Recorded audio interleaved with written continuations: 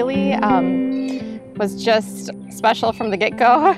She was our laid-back, easygoing child. She was a freshman in high school. We noticed her speech sounded a little off, and that just started our journey of almost a year of every test imaginable. One of our first appointments with the pediatric neurologist, he said, if you were a 40-year-old man, I'd say you have ALS. A lot of fear, uncertainty. Everybody knows what the diagnosis is. The doctor doesn't say, all right, we're gonna start treatments and hope that they help. It's, I'm sorry, there isn't a cure. Her wish was actually to go to New Orleans. Our very first stop was Team Gleason. They were kind enough to loan us a portable wheelchair for our trip down here. She hadn't received her chair through insurance yet, so she had a manual one that we were using.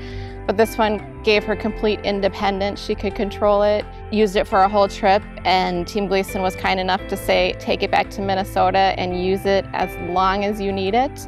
It's a very fast-moving disease, so just to not have to wait weeks and months for a piece of equipment that is really necessary is wonderful.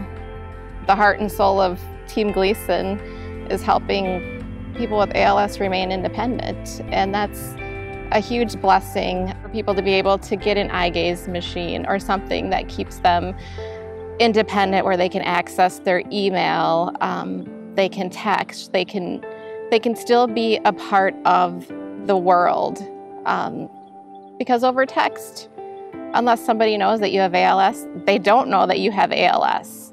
And that's huge. You can be disease-free for a few minutes when you're texting with people or emailing them. That's why I think raising awareness for ALS is so important. To know that, you know, that person is still there. They have their full mental capabilities. They are the same person. Their body is just not working the way it's supposed to. So whatever we can do to give that person independence and anything that allows them to still kind of communicate with all of the rest of us in the world is something that, honestly, you can't quantify it. It's that big.